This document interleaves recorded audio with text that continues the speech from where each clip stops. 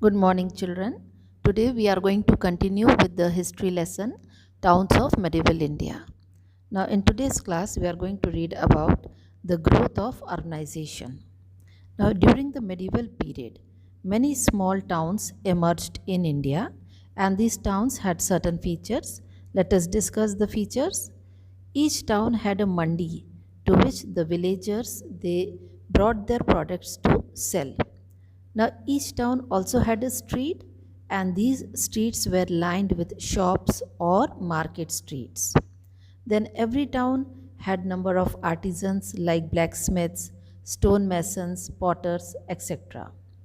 And the towns also had number of traders living there, and there were also traveling merchants who moved from one town to another. Now we will see the craftsmanship of India. Indian craftsmen, they were excelling as weavers, metal workers, carpet makers, shoemakers, etc. And India's cotton textile was famous throughout the world, and it produced 150 types of cotton cloth. And silk production also developed, and Bengal became an important center of silk production. Then Indians were also expert in manufacturing of dyes. Indigo, it is one of the popular dye, was produced in many parts of our country.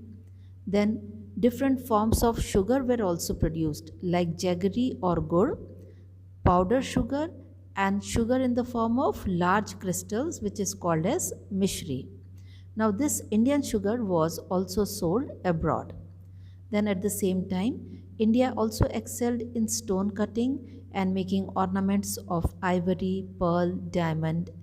Then, India used saltpeter to produce high quality gunpowder. And the craftsmen, they worked from homes. They used simple tools. Then, Indian craftsmen, they also excelled in their fine workmanship.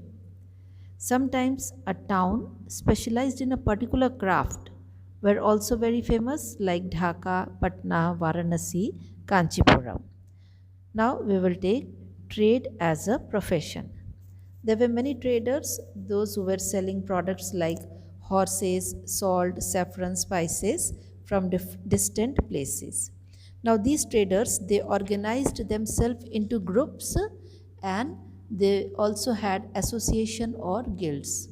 Now these guilds they set up rules and regulations for trade.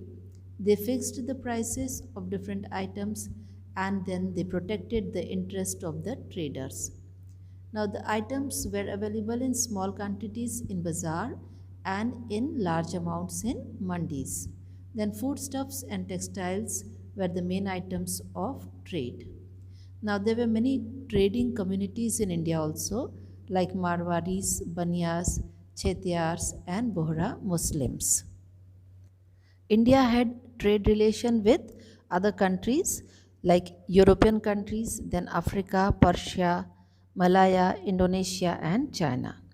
Then Indian textiles and spices were sold abroad, and in return, India got gold and ivory from Africa, blue pottery, tin, and silver from China and Southeast Asia, and horses from Persia. Now, children, we will take up the case study of certain important towns like Surat, Hampi, and Maswalipatnam. First, we will take Surat. It is one of in Western India's major trading town and port, and it flourished on the banks of river Tapti. It is a cosmopolitan city, and merchants at that time came from different parts of the country to live there, like Multanis, Kashmiris, Bohra Muslim, and Banias. In 17th century, the British, Dutch, and the French they established their trading factory in Surat, and it was a major center of export of textile, indigo, and sugar. At the same time, it was a point of departure for the Muslim pilgrims to Mecca, and it was also the terminus of an overland route between Agra and Delhi.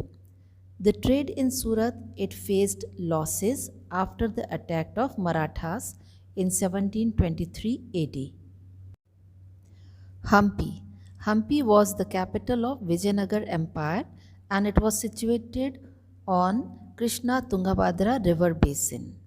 It was a town which was bustling with commercial and cultural activities. Beautifully carved temples, then educational institutions like school were also found in Hampi, and the city flourished for nearly 200 years. Now, people lived in village, constituted the landowners and landless laborers. The major crops which were cultivated by the people in Hampi were grains, pulses, betel, nuts, ginger, etc.